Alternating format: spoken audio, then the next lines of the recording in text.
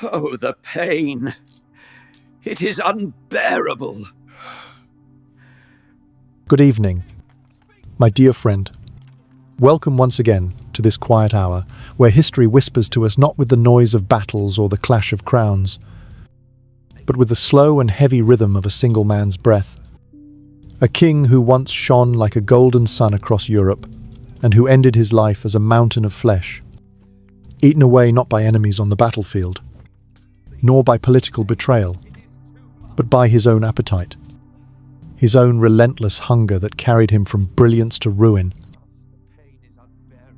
from a radiant prince to a rotting corpse seated upon a throne that groaned beneath his weight.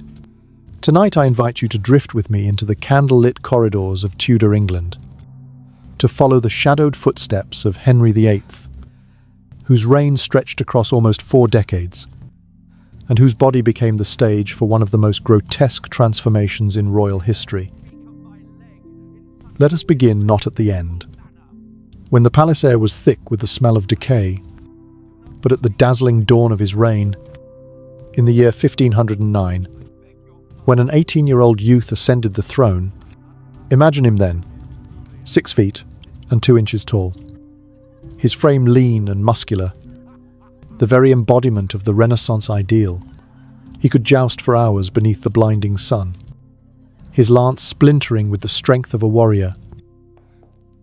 He could dance until dawn, his feet quick and graceful, and he could hunt through royal forests with stamina that seemed endless. In those early years, he was a prince not only of power, but of beauty, admired for his striking presence and his radiant charm.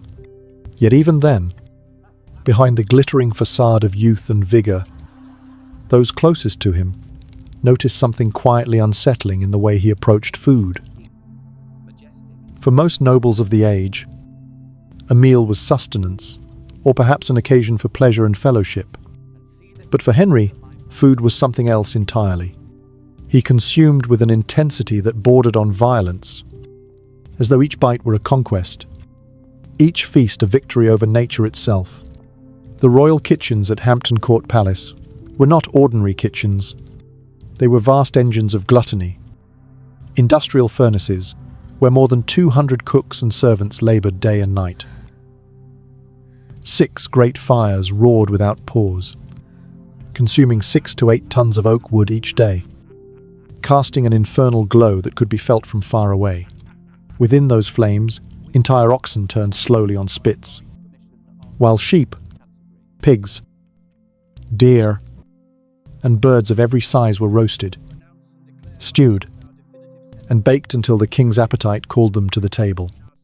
And when the food arrived, it was not presented as nourishment, but as theatre, a grotesque stage where Henry himself played the leading role. Imagine him seated at a long and groaning table, dozens of dishes arrayed before him in precise geometric patterns, their aromas filling the hall with an intoxicating heaviness. Courtiers looked on as each course was announced with fanfare, not unlike a military triumph. For Henry, this was no simple meal. It was a campaign. He surveyed the spread as a general surveys a battlefield, calculating which dishes would fall first, which would be conquered later, each choice deliberate, each indulgence a declaration of his authority. This ritual of eating became more than a habit. It was a reflection of his mind and soul. He relished not only the flavors, but the very act of domination, bending nature into monstrous creations of meat, within meat, birds, stuffed inside birds, creatures reassembled in impossible forms, pies fortified like castles, grotesque symbols of his will to control and to consume. The more he ate, the more he felt invincible, and the more his court came to fear him, for his moods rose and fell with his hunger. When denied food, he could erupt into rages that ended in blood. Yet, when gorged, he slipped into euphoria, making wild promises that vanished as quickly as they came. As the years passed, his appetite swelled like a shadow stretching over the land. His body, once agile, began to thicken. Yet, rather than recognize warning, he mistook size for power. He ordered wider doorways, stronger chairs, larger horses. His court physicians whispered among themselves, recognizing what modern medicine would name diabetes and heart disease. But they dared not speak it aloud. For the king would brook no challenge to his indulgence. Meals grew longer, sometimes lasting entire days.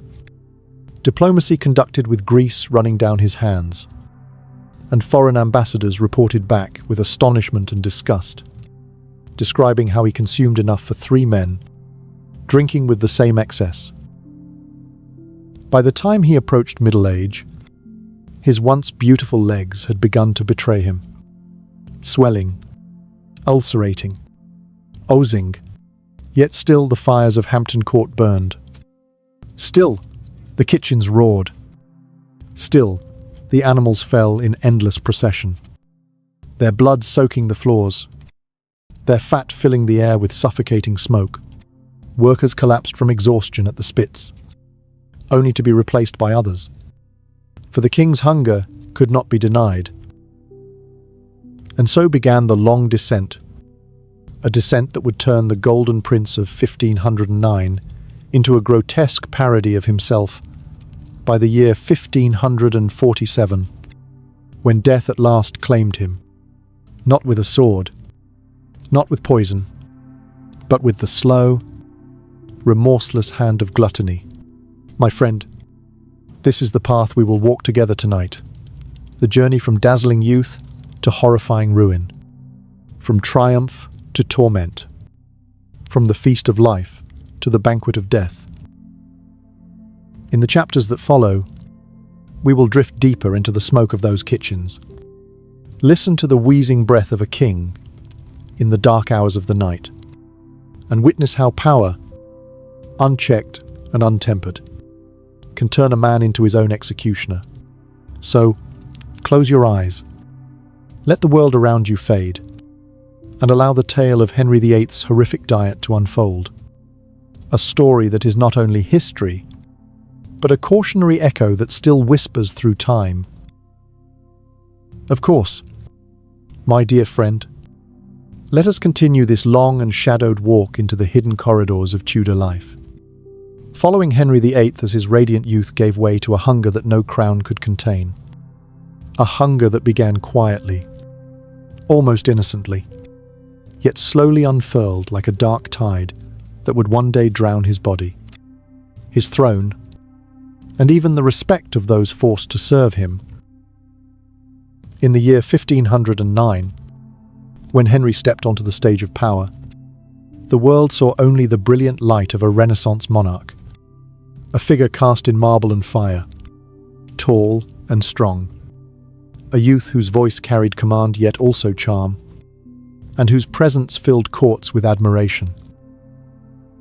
But beneath the music and the laughter of his early years, there was already a secret rhythm, a craving that whispered to him in every hall, in every hunt, in every pause between battles and dances, the craving for more food, more spectacle, more control. It began in the banquets that welcomed his reign. At first, these gatherings seemed like the ordinary indulgences of nobility, feasts to honor alliances, celebrations of triumphs, moments where kings and lords displayed their wealth. Yet those who attended soon noticed that Henry did not treat the meal as a social bond, nor as a simple luxury, but as a ritual of conquest. He demanded entire animals roasted whole, not because he needed the nourishment, but because he wanted to see the grand image of victory upon his table. He ate as though to prove something, not to others, but to himself, as if in the act of tearing flesh from bone, he could assure his soul that he was master of all creation. The kitchens of Hampton Court became the hidden heart of his obsession. Imagine them now, not as simple kitchens, but as forges of gluttony, roaring with fire, echoing with the endless crackle of wood. The hiss of dripping fat. The shouts of cooks labouring in smoke so thick, it clung to their lungs for the rest of their lives. More than 200 men and women worked in shifts that blurred into one another, feeding flames that consumed 6, sometimes 8 tons of oak every single day. Their lives revolved around an infernal cycle of slaughter and roasting, of boiling and baking, of lifting carcasses heavy with grease and placing them onto spits so large they seemed like the wheels of siege engines. The air was never clear. It stank of blood and smoke, of charred skin, of spices meant to disguise rot, and of endless exhaustion. Each day, animals fell in staggering numbers. In the peak years of Henry's reign, more than 8,000 sheep were slaughtered for the royal household, over 2,000 deer, nearly 2,000 pigs, hundreds of calves, and dozens of wild boar. And though some of this bounty was shared among courtiers, ambassadors, and visiting nobles, much of it was destined for Henry's personal table. Imagine the king seated at the head of his hall, his eyes roaming over a landscape of food that seemed less like dinner and more like a battlefield of fallen creatures. Each dish arranged with precision, as though part of a sacred geometry. Servants, trained to move in silence. They carried platters so heavy they needed 2 or 3 men to balance them, setting before their sovereign roasted peacocks with feathers reattached, whole swans stuffed with smaller birds, pies built as fortresses of pastry, concealing layer upon layer of flesh. But this was more than indulgence. It was theatre. Each course was announced with trumpets and drums, as though the arrival of food were the entrance of a conquering army. Henry's eyes glinted with the sharpness of a commander planning an assault. He would point with his hand, deciding which dish would fall first, which would be spared for later, calculating his feast, as a general would calculate the breach of a castle wall. Those watching could not help but see the ritual for what it was, a grotesque performance where eating had become war, where hunger had become power, and where the king himself transformed from man to something larger, something darker, something that no longer ate for life, but devoured for the thrill of mastery. And yet, beneath this spectacle, there was fear. Henry feared poison more than he feared armies. Perhaps it was because he understood that his enemies could not overcome him in open combat, but they might reach him in the one place he was vulnerable, in the ritual of his meals. Thus he surrounded his food with layers of protection.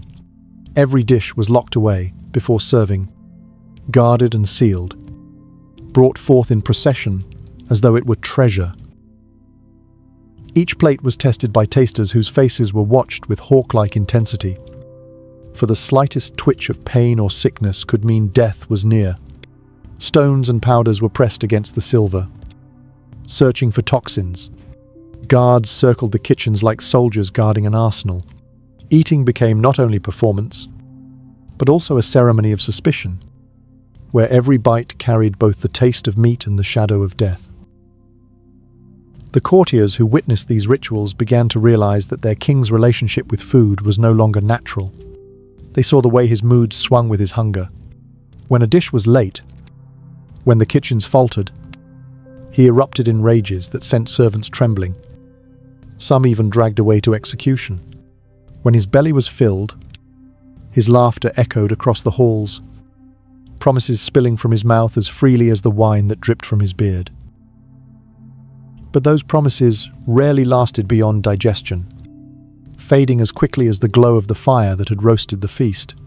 Food had become his drug, and like every addict, he needed more with each passing season. As these years unfolded, the rhythm of court itself bent to the rhythm of Henry's appetite. Politics were no longer discussed in chambers of state, but across tables groaning with roasted flesh. Treaties were negotiated between mouthfuls of swan and venison, ambassadors forced to smile politely, even as their stomachs turned at the sight of grease running down the king's arms. Meals stretched longer and longer, sometimes hours, sometimes entire days. The lines between breakfast and dinner blurring until the court seemed trapped in an endless banquet from which there was no escape. And through it all, Henry's body began to change. Slowly at first, then more rapidly, his frame expanded. The lean Prince of 18 became heavier with each year, his once proud muscles softening beneath layers of flesh. Yet he did not see weakness in this growth. To him, each added pound was a symbol of power, of abundance, of royal might. He ordered his tailor to widen his clothes again and again, garments ballooning into tents of fabric. He demanded stronger horses to bear him in hunts, wider doors to admit his swelling body, larger chairs that creaked and groaned beneath his bulk. It was as though he believed the growing size of his body mirrored the growing size of his kingdom, as though to eat endlessly was to prove that he could never be denied, never be diminished, never be weak. But in truth, weakness was already there. Doctors of the age could not name it, but we know it now: type 2 diabetes, heart strain, liver damage, the unquenchable thirst that led him to drain gallons of ale and wine each day, the hunger that never faded, no matter how much he swallowed. Flies gathered around him in the summer, drawn by the sweetness of his urine, a grotesque sign of the sickness devouring him from within. His sleep became fractured, filled with choking gasps, and his nights grew longer, heavier, as servants propped him with pillows to keep him from suffocating. And yet, each morning, he rose not for prayer, not for reflection, but for another feast. Thus, my friend, the early years of Henry's reign, though glittering with the pageantry of a Renaissance court, carried already the seeds of his downfall. In the laughter of banquets, in the glow of kitchens, in the crackle of firewood feeding an endless hunger, the shape of his fate was being carved. It is there, in the echo of trumpets announcing roasted birds, in the smoke rising from oxen turning on spits, and in the fevered eyes of a young king who could never be satisfied, that we find the beginning of his decline. For appetite unchecked is a shadow that grows, and for Henry VIII, that shadow would one day consume not only his body, but his throne, leaving behind the memory of a monarch who devoured himself alive. Of course, my dear friend, let us walk further into this slow and dreadful transformation, where Henry VIII's appetite became not only a habit but a grand ceremony, a theatre of power, a ritual so bizarre and extravagant that those who served him could not decide whether they were attending a banquet, a coronation, or a funeral for reason itself. In the beginning, meals were moments of pleasure and indulgence. Yet as the years advanced, eating grew into an elaborate performance, and Henry himself became not merely a participant, but the priest and the god of this strange liturgy, directing and devouring, commanding and consuming, until each dinner was as much an act of statecraft as it was an act of nourishment. Imagine the dining hall of Hampton Court, the air heavy with smoke and spice, the walls trembling with the footsteps of servants carrying platters so immense they seemed like offerings to a shrine. The king sat at the head of a table that stretched like a battlefield, dishes arrayed in precise patterns, meats glistening in the torchlight, piers rising like castles, roasted fowl adorned with feathers carefully stitched back into place to resemble their former beauty. This was no mere presentation of food, it was spectacle, and Henry presided over it as though it were a military parade. Each course was announced with fanfare, drums and trumpets echoing, and courtiers leaned forward, not only to see what the king might choose, but to measure his mood by the tilt of his head, the flash of his eyes, the grasp of his hand around a goblet of wine. What emerged from these rituals was more than gluttony. It was a philosophy of control. Henry demanded that birds be stuffed inside birds, pigs inside pies, beasts within beasts, unnatural combinations of flesh forced together, abominations of cuisine that defied the order of creation itself. It was as though he sought to bend nature into submission, to force the natural world to obey his appetite. The royal cooks, terrified to displease their master, devised ever more grotesque inventions. Pies that concealed entire animals, pastries that cracked open to reveal layers of birds, each smaller than the last, like some macabre nesting doll of meat. These were not meals meant to sustain life, but ceremonies meant to display power, to remind everyone in attendance that the king's will could twist even the order of animals, that his hunger was law, that his desire reshaped the very fabric of creation. And yet, beneath the glitter of gold plates and jeweled goblets, there lurked fear. Henry's paranoia about poison grew into a mania. He believed that enemies lurked everywhere, that death could arrive not by sword or arrow, but by the silent hand of venom slipped into his supper. Thus each dish was tested again and again. First, by trusted tasters. Then by physicians trained to detect signs of distress. Then by the king himself, who stared at their faces, searching for the twitch of pain or the paling of skin. Servants brought food in locked boxes, opened only at the table. Goblets were examined with stones and powders, seeking traces of toxin. Guards stood around the kitchens, their swords ready to cut down anyone who dared to touch the king's provisions without leave. A simple dinner became a high drama of suspicion, a ceremony where every bite carried the possibility of treachery. This obsession did not calm his spirit, it only fed his hunger. For each act of precaution made the food seem more precious, more dangerous, more worthy of desire. Meals became battles, not only against nature, but against imagined enemies, as though Henry was constantly fighting off assassins with his fork and knife. Courtiers whispered that the king no longer ate like a man, but like a besieged fortress.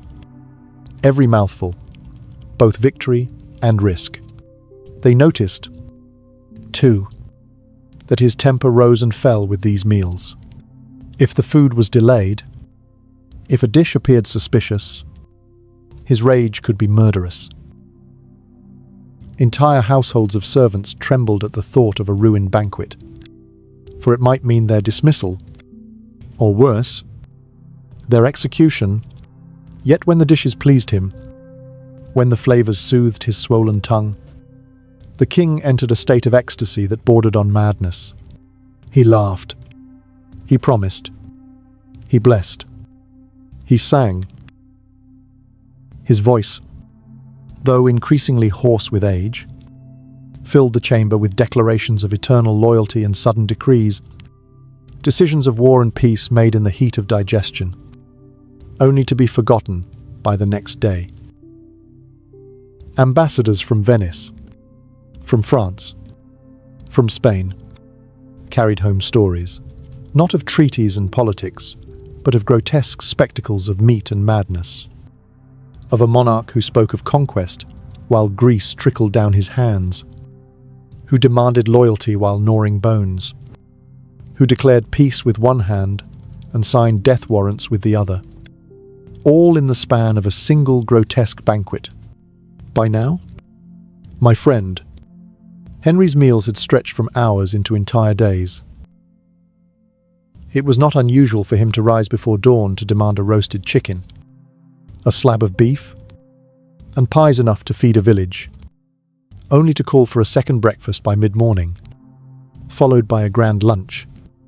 Then, afternoon refreshments of roasted birds and flagons of wine, and finally a dinner that lasted until the candles burned low and servants collapsed from exhaustion. The rhythm of court life bent itself to this cycle. Diplomats learned to time their negotiations between bites. Ministers of state waited for the moment when the king's belly was full and his temper softened before daring to bring him troubling news. The governance of a kingdom became tethered to the digestion of one man, and with this, something more disturbing began to appear. Food was no longer simply about power or pleasure. It became a possession, a treasure hoarded like gold. Servants discovered hidden loaves of bread in the king's chambers, joints of meat tucked away in drawers, rotting fowl hidden beneath cushions. Henry, who commanded the wealth of England, who controlled armies and lands, behaved in private like a starving peasant guarding scraps against a coming famine. His paranoia convinced him that others sought to steal his food, and he ordered guards to patrol the kitchens, not for intruders of war but for thieves of pies. When one servant was caught eating scraps from the royal table, Henry declared it treason and demanded his execution, a chilling sign that the king no longer separated food from power, appetite from authority, hunger from justice. These rituals and obsessions consumed not only his body but his mind. Eating had crossed the boundary from indulgence into pathology. Courtiers whispered that their sovereign was possessed by a demon of appetite, that he no longer ruled his hunger, but was ruled by it. Physicians wrote in secret journals of a king who displayed symptoms of compulsion, of addiction, of mania, yet they dared not name it aloud. To suggest moderation was to court death, and one physician who advised restraint paid with his life. Thus the court itself became a prisoner of Henry's appetite, chained to his rituals, forced to play their parts in the theatre of gluttony, applauding dishes, tasting poison, carrying platters like acolytes in a grotesque religion where the god was always hungry. And so, my dear friend, as the years drew on, the Golden Prince of 1509 disappeared beneath layers of ritual and obsession. The radiant youth, who once danced until dawn, was replaced by a monarch who presided over banquets that resembled funerals, who devoured food as though it were an enemy, who treated every loaf of bread as a jewel and every sip of wine as a test of loyalty. His meals had become the axis upon which the kingdom turned. Grotesque spectacles that left foreign envoys astonished and his own people fearful. And though he still sat on the throne, the true ruler of England was no longer Henry VIII, but the hunger that possessed him, the insatiable craving that would lead him step by step toward ruin. And so, my dear friend, as the rituals of food grew darker and more grotesque, as the dining hall turned into a stage where appetite played the role of both king and tyrant, Henry VIII's body began to betray him. Not with sudden collapse, but with the slow, grinding cruelty of flesh that could no longer sustain the weight of its own excess. And in these years, the once golden prince became something else entirely. A swollen monument to his own hunger. A man who mistook size for majesty, and who ordered the world around him to expand as he did, until every hall, every chamber, every horse, and every servant bent beneath the burden of his ever-growing bulk. By the time he reached his 30s, the transformation was already visible, though those who had known him as a youth found it almost unbearable to reconcile the radiant figure of earlier days with the broad, sweating, gasping man who now commanded their gaze. His clothes, once tailored to reveal the proud lines of his athletic frame, became tents of cloth, let out again and again by royal tailors who worked day and night to keep pace with his expanding girth. His armor, which had once flashed in tournaments beneath the sunlight, could no longer contain him, and new sets were hammered larger each year, gleaming shells that mocked the memory of battles never fought. He ordered chairs built with reinforced frames to carry his weight, and when they creaked and groaned under him, carpenters designed thrones that looked like prisons of wood and iron. Contraptions meant less to honor a king than to hold a mountain of flesh from collapsing upon itself. Palace architects widened doorways to allow his form to pass. Ramps were built, where steps once stood, so that teams of servants could wheel him about when his legs faltered. And horses were chosen and trained, not for their speed but for their strength, bred and fed to bear the enormity of a rider who now resembled a siege engine more than a man. Henry did not see shame in this, for in his mind each adjustment proved the kingdom's devotion to him. Each reinforcement was a testament to his importance, and each expansion of space to accommodate his body mirrored the expansion of his power. To him, the greater his size, the greater his might. But beneath this illusion of power, disease was blooming. Modern eyes can see what Tudor physicians could not: the constant thirst that drove him to drain gallons of ale and wine each day, the insatiable hunger that never softened, no matter how many courses he consumed, the swelling of his legs, the infections that would not heal, all the unmistakable marks of diabetes, of heart failure, of liver strain. Flies gathered around him in the heat of summer, drawn to the sweetness of his urine, a grotesque omen that courtiers whispered of in disgust. His nights grew restless, filled with choking gasps and long silences that sent servants rushing to his side, fearing their king had died in his sleep, only for him to jolt awake, demanding more wine, more meat, more pears. He could not rest, and yet he would not stop eating. And so each night became a battle between exhaustion and appetite. The legs that had once carried him with pride through jousts and hunts now betrayed him utterly. The pressure of his enormous body crushed his circulation, and ulcers bloomed across his shins and calves, weeping with pus and blood. The stench so overwhelming that courtiers developed secret strategies to avoid being near him, choosing seats where the breeze might carry the odor away. Physicians tried every remedy they knew: leeches, poultice, bleeding, even primitive surgery. But nothing could stop the rot. Each day the wounds deepened, some as wide as a man's hand, and as deep as a dagger blade, until bone itself was visible beneath the ruined flesh. Dressing these ulcers became a torment, both to him and to those forced to tend him. The chambers filled with groans, with gagging servants, with a smell so thick it clung to hair and clothing long after they left the room. And still, he ate. Still, the fires in the kitchens roared. Still, oxen and swans and pigs fell in endless procession to feed a body that was collapsing even as it expanded. Courtiers whispered that their king was no longer eating to live, but living to eat. That food had become not just a need, but a curse, a possession that hollowed him out from within. The rituals of paranoia grew worse.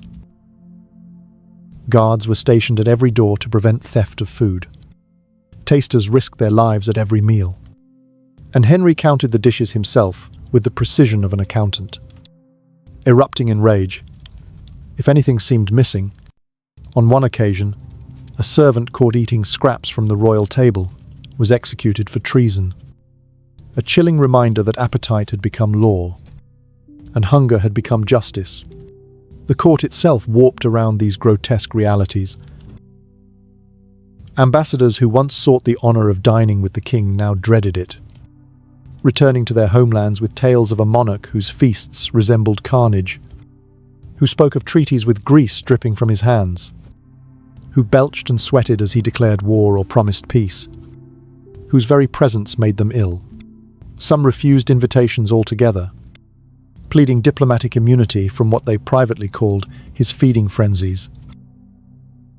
Ministers of state learned to gauge his temper by his appetite, waiting to approach him until his stomach was full enough to soften his rage, but not so full that it drowned him in lethargy. The kingdom itself was held hostage by digestion. Even intimacy with his wives grew impossible. His size made closeness a torment. His obsession with food left little space for affection. And his temper, sharpened by pain and hunger, cut into every bond. Anne of Cleves is said to have fainted when she saw him in person. Expecting the radiant prince of rumour, only to be confronted by a swollen, ulcer-ridden king. Catherine Howard wept at their wedding feast. Horrified by the endless procession of courses he devoured with mechanical determination. Catherine Parr, his final wife, spent much of her marriage in prayer, not for his recovery, but for deliverance, watching helplessly as her husband consumed himself to death, unable to intervene for fear of her own life. The economic weight of his appetite grew catastrophic. Nearly a quarter of the kingdom's revenue was consumed by the cost of feeding the royal household. Forests fell to fuel the kitchens. Farmers delivered livestock as tribute. And the common people grew thin while their king grew monstrous. The irony was bitter while children went to bed hungry. Their sovereign sat upon a throne, reinforced to hold his 400-pound frame, demanding yet another swan, yet another flagon of wine, yet another pie stuffed with smaller animals. Grotesque monuments to his hunger, built while his kingdom starved. And yet, Henry saw none of this as weakness. In his mind, the scale of his body mirrored the scale of his rule. He ordered portraits painted to show him not as the athletic youth he once was, but as the enormous bulk he had become. Arms spread wide, chest bursting through his robes, legs planted like pillars of stone. To him, this was majesty. To his subjects, it was terror. They saw a man who had once embodied promise, now rotting from within. A king whose body had become a prison, whose appetite had become his true sovereign. In these years, dear friend, the transformation was almost complete. The rituals of food had destroyed not only his health, but his humanity. Where once had stood a prince of light, admired across Europe for his charm and power, now sat a grotesque figure, barely able to move without machines of wood and rope, carried about like cargo, propped with cushions to prevent him from suffocating beneath his own weight. His breath wheezing, his flesh decaying, and yet still his voice commanding more food, more feasts, more ceremonies of hunger. This was no longer indulgence. It was self-destruction in slow motion. A decades-long suicide, disguised as kingship, and every bite brought him closer to the abyss.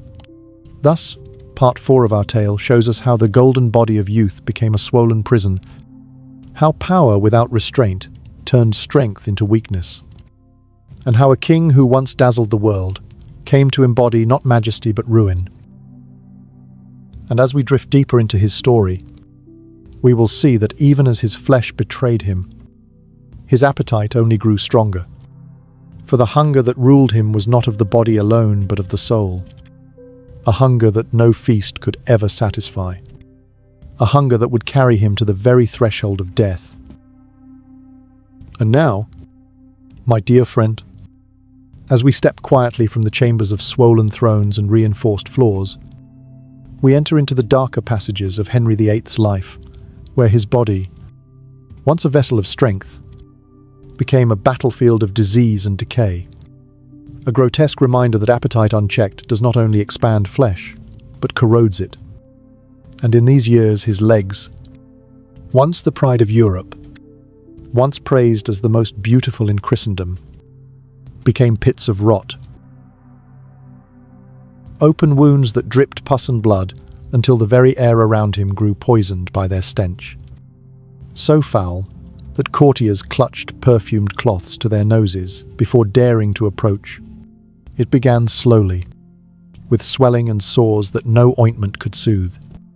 But as his body grew heavier, as the pressure of 400 pounds pressed ceaselessly upon his limbs, the circulation faltered and the skin split open, forming ulcers that would not close. They wept constantly, staining his stockings with yellow and red, leaving trails wherever he walked or was carried. And each dressing became a ritual of horror, where physicians, sworn to secrecy, leaned close to wounds as large as a man's hand and as deep as a blade's thrust. They tried leeches to draw out bad humours, poultices of herbs to calm the flesh, the cutting of dead tissue to halt infection. But nothing worked, and the wounds festered like living creatures, gnawing into muscle, seeping into bone. The smell was unbearable, a sour, sweet odour that clung to walls and tapestries, that lingered in hair and clothing, that crept into the very stones of Hampton Court. Servants gagged as they cleaned his bandages. Courtiers angled themselves carefully in chambers to avoid the wind that carried his stench. And even the most loyal attendants longed for transfer, preferring distant postings to the suffocating presence of their king. And yet, Henry himself seemed blind to the revulsion he inspired. To him, the ulcers were inconveniences, punishments from fate perhaps, but not signals to restrain his appetite. If anything, his hunger deepened, as though he sought in food a distraction from the gnawing rot below his waist. He still demanded roasted birds, pies thick with layers of flesh, joints of beef and barrels of ale, still tore at meat with his hands while his wounds leaked beneath the table. His body was a paradox, collapsing even as it consumed, burning with fever yet demanding more fuel, shrinking in spirit even as it swelled in size. Physicians whispered that they saw in him the signs of diabetes, though they lacked the name: unquenchable thirst, endless hunger, infections that would not heal, a body drowning in its own sickness. They prescribed moderation, lighter meals, broths and vegetables. But Henry raged at any suggestion of restraint, threatening execution to those who dared to diminish his feasts. One physician who advised him too boldly was put to death, a grim warning that the king would rather kill his doctors than confront his appetite. His moods became as unstable as his body. When pain surged from his ulcers, when sleep fled him and fever burned, he erupted in storms of rage, striking out with orders of execution, punishing courtiers for slights real or imagined. When wine and meat dulled the ache for a moment, he softened, promising favour, blessing ministers, lavishing kindness upon those around him, only to reverse himself within hours. The kingdom learned to tread carefully, to read the lines of his face, to watch his hands as he reached for food. For appetite had become the measure of power, and the ulcers upon his legs were as much a part of his governance as the seals upon his royal documents. At times, the infections grew so severe that he could not stand, and special chairs with wheels were built to move him from chamber to chamber. Teams of servants strained to shift his weight, pulling ropes, pushing ramps, guiding thrones on wheels across widened doorways. The palace transformed into a prison of contraptions built to bear his body. In bed he could not rise without pulleys and ropes, propped by pillows to prevent his chest from collapsing his breath. His legs elevated to ease the flow of pus, his chambers echoing with groans, as attendants laboured not only to serve him, but to keep him alive from one day to the next. The ulcers themselves became symbols of his downfall. Courtiers described them as mouths that wept endlessly, wounds that whispered of corruption, sores that seemed to mirror the moral decay of a monarch who could no longer govern himself. Some said the king's soul was rotting outward, that the sins of gluttony and cruelty had taken visible form upon his flesh. Whether one believed in medicine or in superstition, the sight was the same: a king transformed into a spectacle of horror. A man who once commanded awe, now repelling even those sworn to loyalty. And yet, my friend, through all of this, the banquets continued. The fires in the kitchens never dimmed. Animals still fell in endless numbers, and the air still filled with the crackle of grease and the hiss of fat, even as the king himself could no longer walk to the table without mechanical aid. He sat upon his thrones of wood and iron, his body swelling outward, his ulcers oozing downward, his face flushed with fever and drink, and before him stretched tables of grotesque abundance, swans and peacocks, boar and beef, pastries as large as shields, vessels of wine that drained like rivers into his throat. He ate as though his life depended on it, when in truth each bite carried him closer to death. The court adjusted itself to these horrors. Diplomats shortened their visits, some refusing to dine with him at all, citing reasons of health, but privately confessing their revulsion at the king's presence. Ambassadors carried tales across Europe, describing a monarch who ate for 3 men, who stank of decay, who ruled from a wheeled chair while servants cleaned his wounds in secret. Ministers spoke softly of affairs of state, careful to time their words between his bites, praying for favorable moods, terrified of the sudden rages that pain and hunger could ignite. Even in intimacy, his body betrayed him. His size made closeness with his wives difficult. His ulcers repelled touch. His moods turned affection to fear. Anne of Cleves recoiled at the sight of him. Catherine Howard wept at his table, and Catherine Parr prayed for deliverance from her marriage.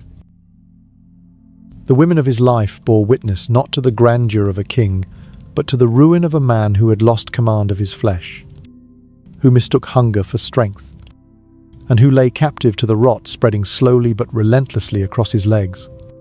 As the years passed, the ulcers deepened, infections spread, and physicians whispered of death.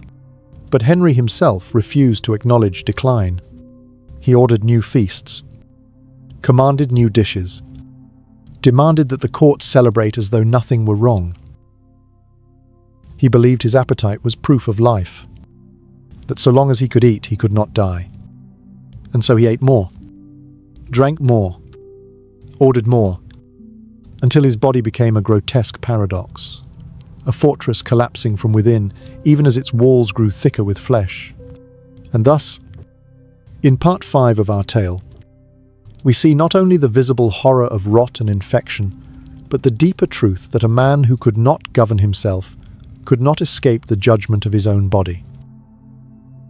The ulcers upon his legs were not merely wounds, but verdicts, declarations that power cannot erase consequence, that appetite unchecked becomes decay, that flesh itself bears witness against excess. And in the chambers of Hampton Court, beneath the tapestries, heavy with dust, amid the air thick with the smell of pus and smoke, Henry VIII continued to rule, but it was no longer the crown that gave him authority. It was his hunger, his sickness, his grotesque presence, a warning carved in flesh for all who dared to watch.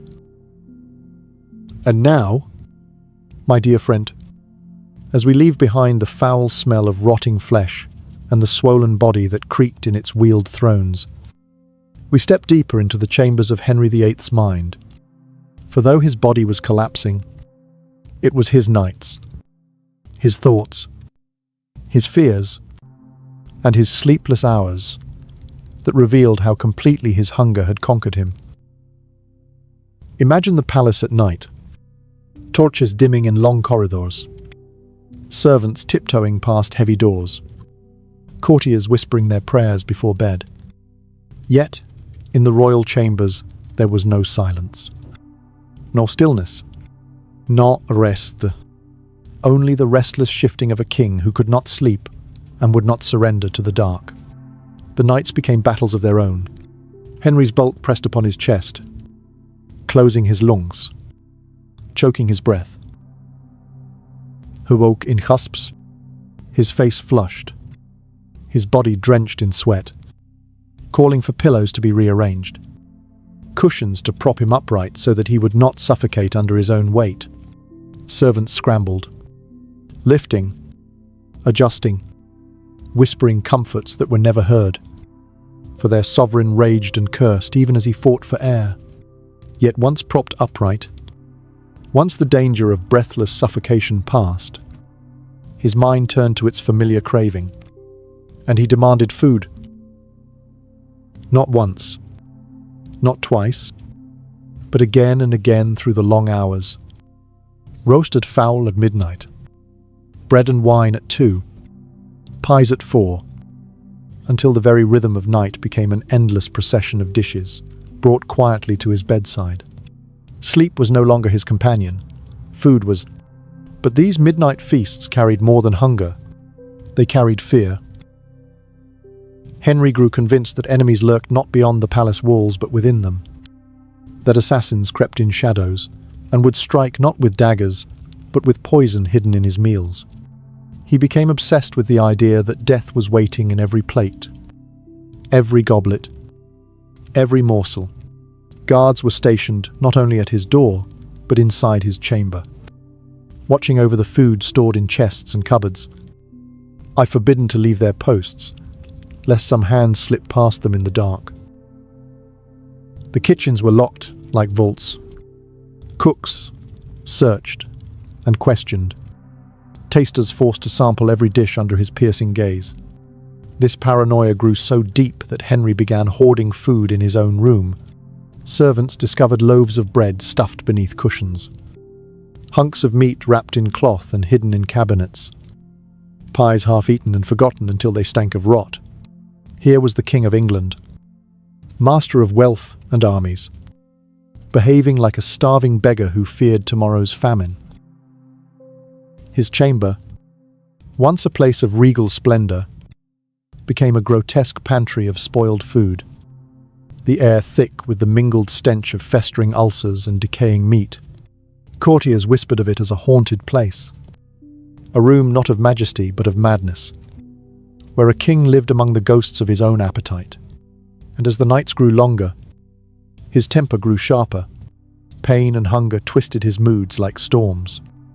Sudden, violent, and without warning, if food was delayed, he roared in fury. If he suspected tampering, servants were dragged away to punishment, sometimes to death. A single missing dish could ignite his suspicion that treason was near, and he counted the plates like a miser, counts coins, memorizing each, demanding proof that nothing had been stolen.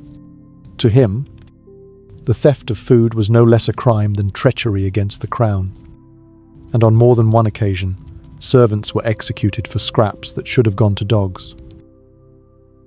This constant state of fear hollowed the palace itself. Ministers learned to speak only when he was eating, to approach him with news only when his mouth was full. For hunger turned him into a beast, and satiation turned him into a careless, sometimes merciful lord. His wives tiptoed around his moods, Catherine Parr in particular praying long into the night, begging not for his health, but for the safety of her soul. For she lived with a man who one moment could bless her with tenderness, and the next glare with suspicion that she had conspired to poison his wine. And what of the people who watched from afar, ambassadors returned to Venice, to France, to Spain, with tales that seemed more like nightmares than reports? Stories of a monarch who hoarded bread in his chamber, who demanded servants taste every dish under threat of execution, who slept not in silence but amid the clatter of trays and the stink of rotting meat. They wrote of a court that no longer functioned as a seat of power but as a grotesque kitchen, where policy was digested and alliances decided in between bites, where the governance of a realm had been consumed by the appetite of a single man. Henry's paranoia did not stop at poison. He began to suspect that enemies sought not only to kill him but to rob him of food itself. He believed that ministers plotted to starve him, that servants whispered of denying him meals, that traitors crept into the kitchens to steal his sustenance. Guards were given orders to kill anyone who attempted to remove provisions without permission, even scraps. The kitchens themselves became prisons of smoke and fire, watched day and night, their workers laboring under the threat of death should a crumb go missing. It was in these sleepless, Fearful nights that Henry's mind showed its deepest cracks. Courtiers recorded that he sometimes spoke to food as though it were alive, describing dishes in vivid detail, even when none sat before him, hallucinating meals that never existed, raving when they failed to appear. He lived in a world where food was constant, even when absent, where hunger and paranoia wove together until he could no longer separate reality from obsession. In this prison of the mind, his body was not the only thing rotting. His reason was as well, and still the cycle continued. Each morning dawned with another feast. Each night fell with another bout of sleepless gasping, another round of paranoia, another ritual of hoarding.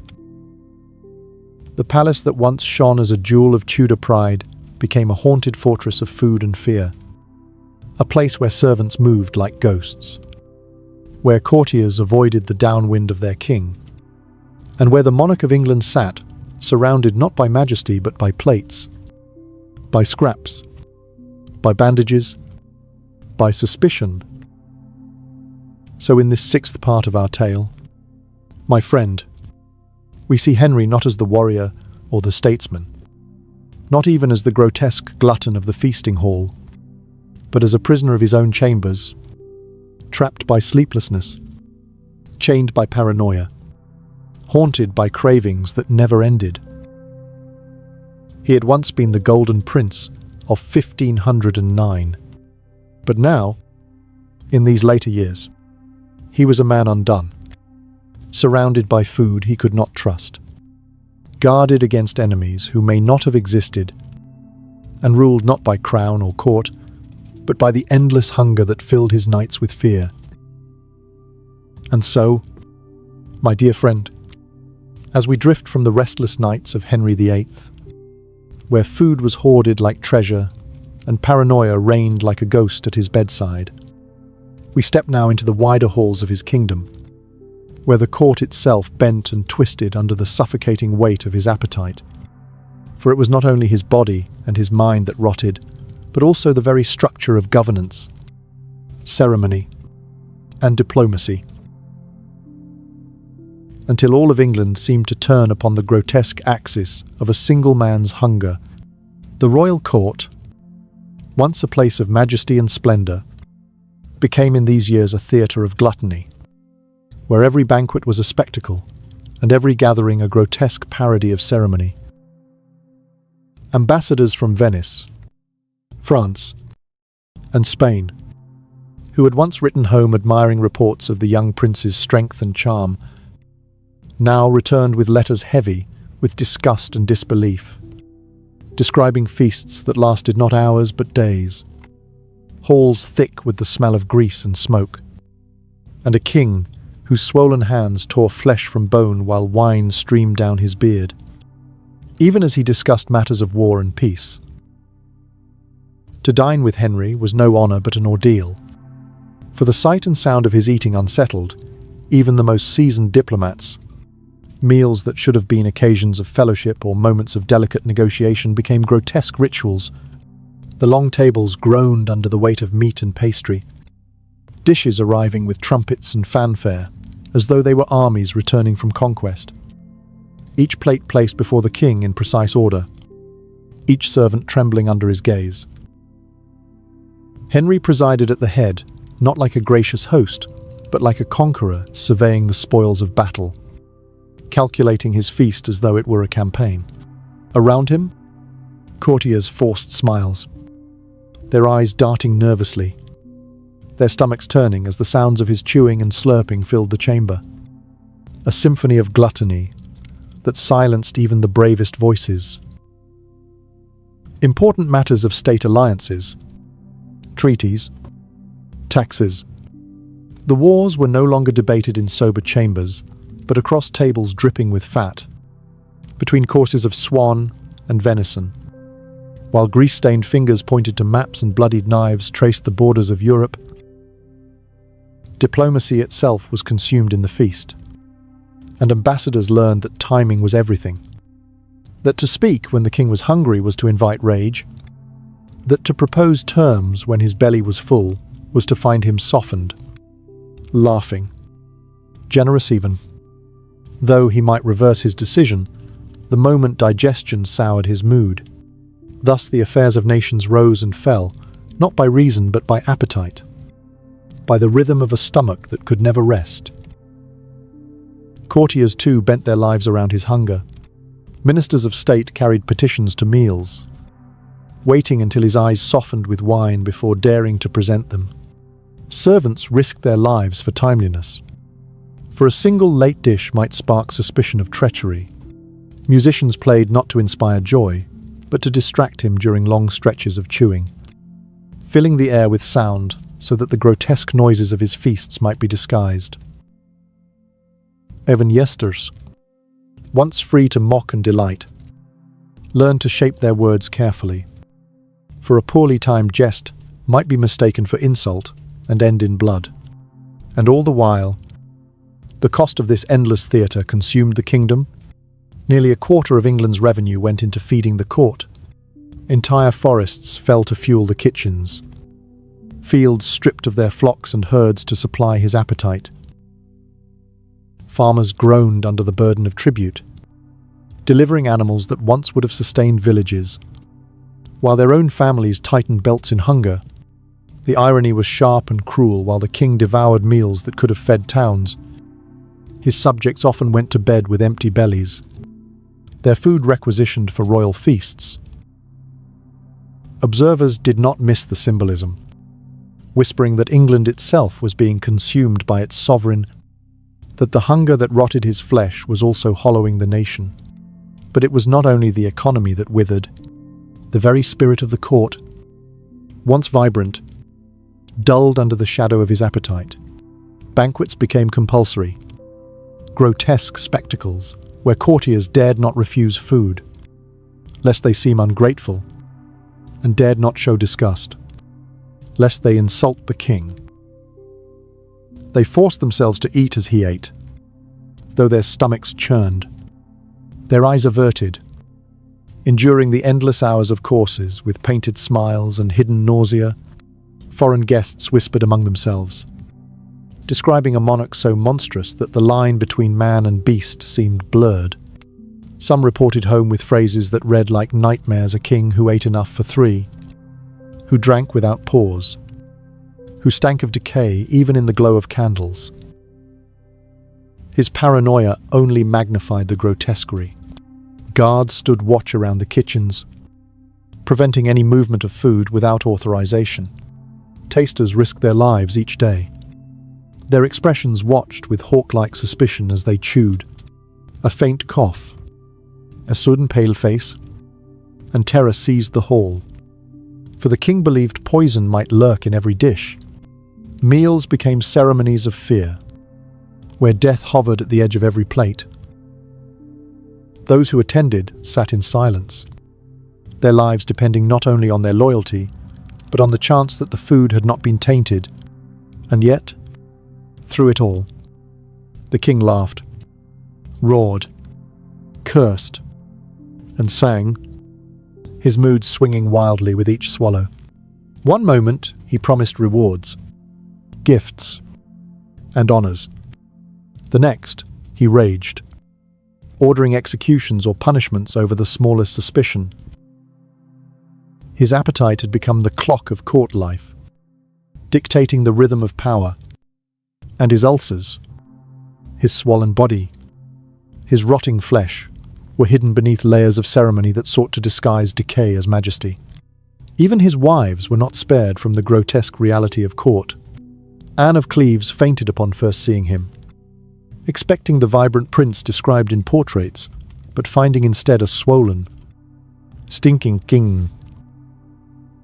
Catherine Howard wept at their wedding feast, horrified as he devoured course after course, her heart sinking beneath the realization of what her life had become.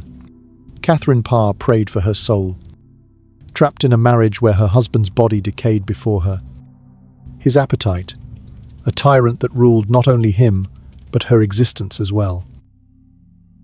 Thus the court itself, once the crown jewel of Tudor majesty, became a grotesque theatre of flesh and fear, where every ritual was corrupted by appetite, where the governance of a kingdom was drowned in wine and grease, where courtiers smiled through nausea and ambassadors wrote home in horror.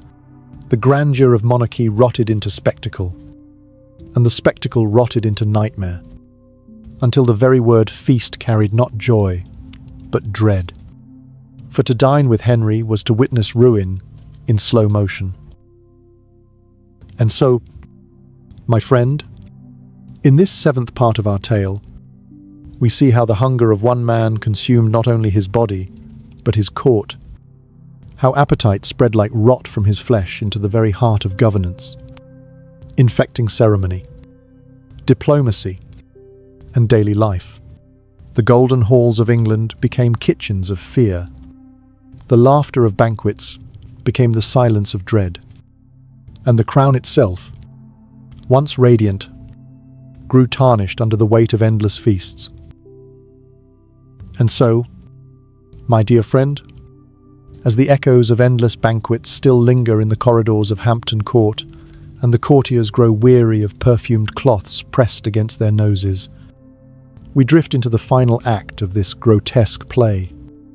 The years when Henry VIII's body, already ruined and foul, began to collapse altogether, when his flesh became not only swollen but unmovable, when the ulcers upon his legs ate so deep, they revealed bone, when sleep fled him and reason left him. And yet even in the shadow of death, he clung to his appetite as though it were a crown itself. These last years of his reign were not simply decline, they were tragedy staged in slow motion. A man once radiant, now transformed into a monstrous parody of kingship, who continued to feast, even as his body rotted around him. By the year 1546, Henry was no longer a king of presence but a burden of flesh.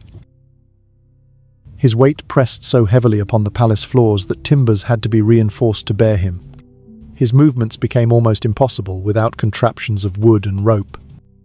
Servants straining to pull him upright each morning. Wheeled chairs creaking as they carried him through widened doorways. Ramps replacing stairs so that his swollen frame might pass. To the eyes of courtiers and ambassadors, he was no longer a monarch but a prisoner, shackled not by chains of iron, but by his own body. And yet still his orders thundered, still his appetite roared, and still his kitchens burned day and night to supply the endless procession of food.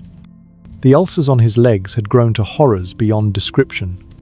Some wounds were as wide as a man's palm, and as deep as a dagger, constantly weeping a mixture of pus and blood. Infection spread through his flesh, fever burned in his veins, and the stench became unbearable even to those most accustomed to it. Servants fainted during the changing of his bandages. Courtiers avoided standing downwind of him, and many begged for reassignment to distant posts, simply to escape the nauseating odour. And yet Henry continued to dine, continued to demand roasted swan and beef, and pies so large they required special knives to cut, continued to drink wine by the gallon, as though food itself were proof that he still lived. His sleep became a torment. Night after night he awoke, gasping, choking under the weight of his chest. Servants rushing to prop him upright with pillows, to shift his legs to ease the pressure of swelling, to fan him, as fever drenched his body in sweat. But even in these hours of suffering he demanded food, midnight feasts of chicken and bread, early morning refreshment of wine and cheese, meals that blurred the line between day and night, until the palace itself seemed caught in a continuous cycle of eating and groaning. For Henry, there was no longer morning or evening, no rhythm of sun and moon, only the unbroken hunger that ruled every hour of his life. His mind, too, began to unravel. Courtiers reported that he would spend hours staring at empty plates, speaking of dishes that were not there, describing imaginary feasts in vivid detail, then erupting in rage when the food failed to appear. He accused servants of stealing his provisions, ordered guards to watch his stores through the night, woke suddenly to count his loaves and joints of meat, growing agitated if he believed anything was missing. In these delusions, reality slipped away. The king who once commanded armies now sat counting bread like a miser, raging at shadows, hallucinating meals that never existed, his mind consumed as completely as his body. And yet through this descent he clung to denial. Physicians, desperate to save him, attempted to introduce lighter fare, vegetables and broths, smaller portions that might ease his failing organs. But Henry raged at the suggestion, declaring that appetite was proof of his vigor, that his hunger was the sign of royal strength. One physician, William Butts, was executed for daring to suggest moderation, a chilling reminder that the king would rather kill his healers than acknowledge the truth of his ruin. And so the feasts continued. The fires roared, the animals fell, and the king ate on, even as his body screamed in agony. Foreign envoys, summoned to court, recoiled at what they witnessed. Some begged to shorten audiences. Some refused to dine with him at all, cheating illness. But in private they confessed their horror. They described a monarch who consumed enough for a dozen men, who stank so badly they could not bear to stand near, who demanded loyalty with his mouth full of meat and wine dripping from his beard. These were not the portraits of majesty, but of madness, of a kingdom ruled not by reason, but by appetite. The cost of sustaining this grotesque spectacle grew catastrophic. Nearly half the royal treasury was consumed in feeding the court. Regions were stripped of livestock to supply the kitchens, farmers left without herds, villages hollowed by hunger, while the palace groaned with abundance. England itself grew thin, as its king grew monstrous.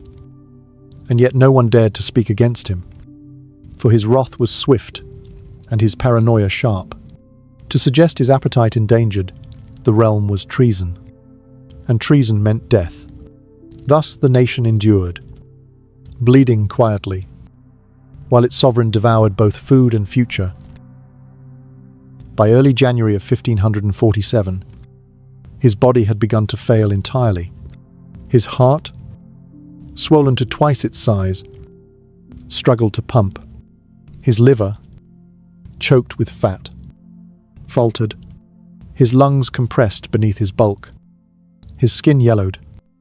His breath came in wheezes.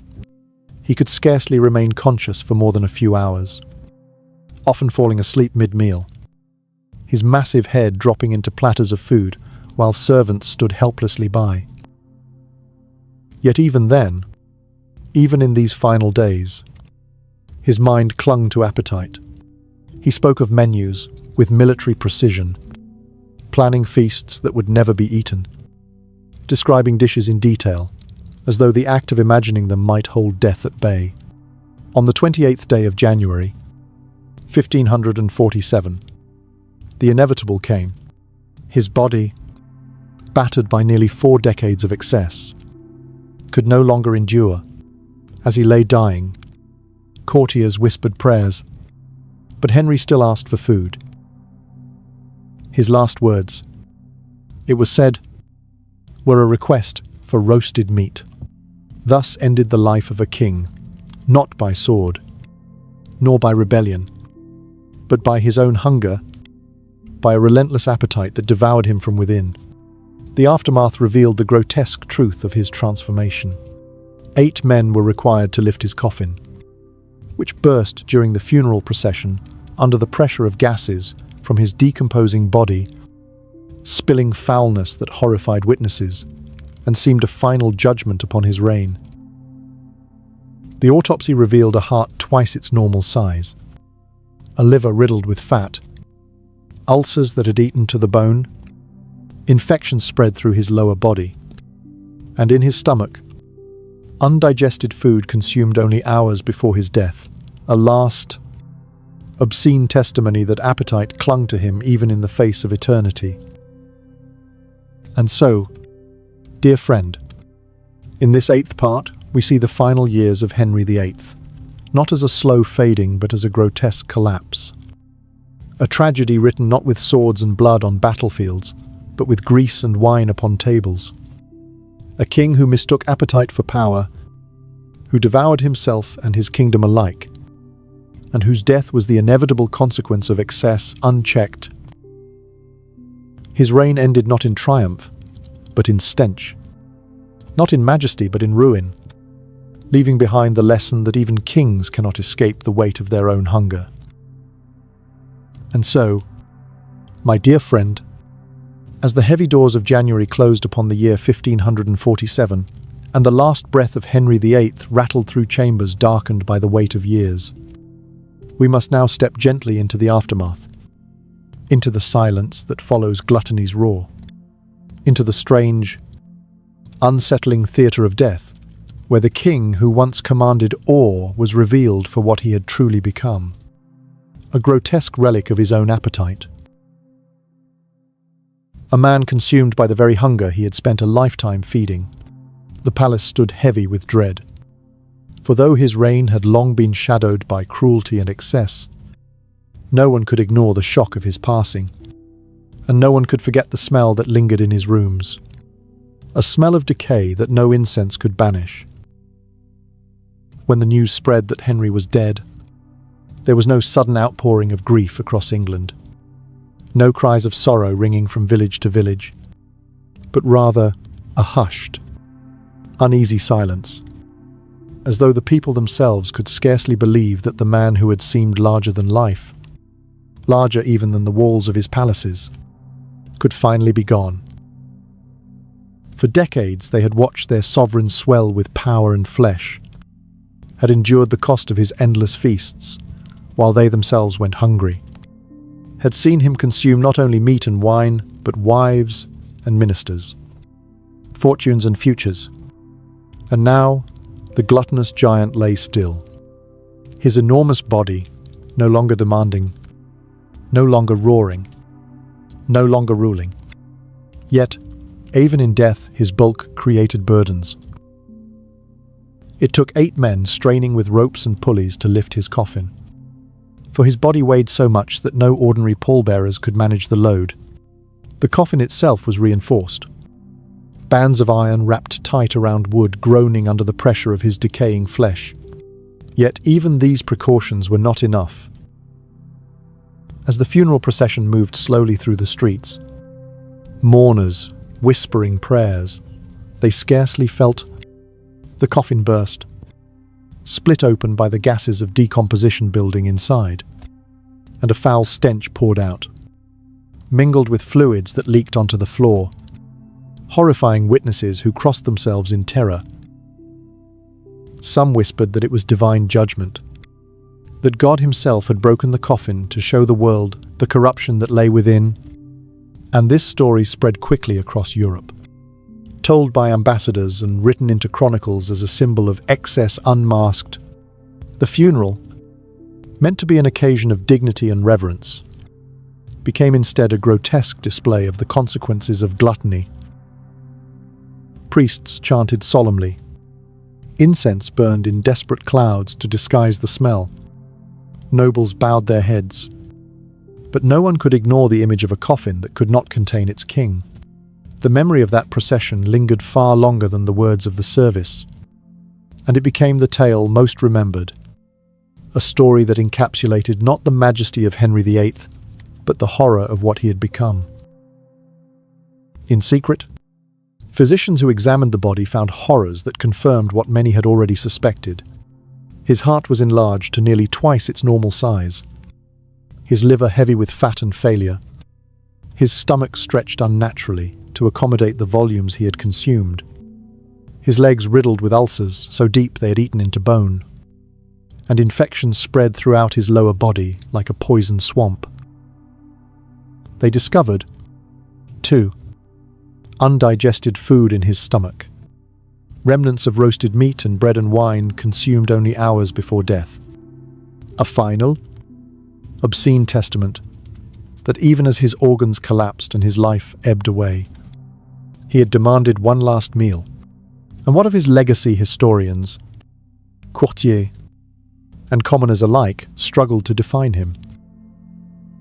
Some remembered the Golden Prince of 1509, the radiant youth who danced until dawn, who jousted with vigor, who hunted through forests with endless energy, who embodied the ideals of Renaissance majesty. Others remembered the cruel tyrant who executed wives and ministers, who shattered England's faith to sate his pride, who left scars upon church and crown alike. But for many, the most enduring memory was the grotesque transformation of his body, the cautionary tale of appetite unrestrained, of power corrupted by gluttony, of a king who devoured himself before the eyes of his people.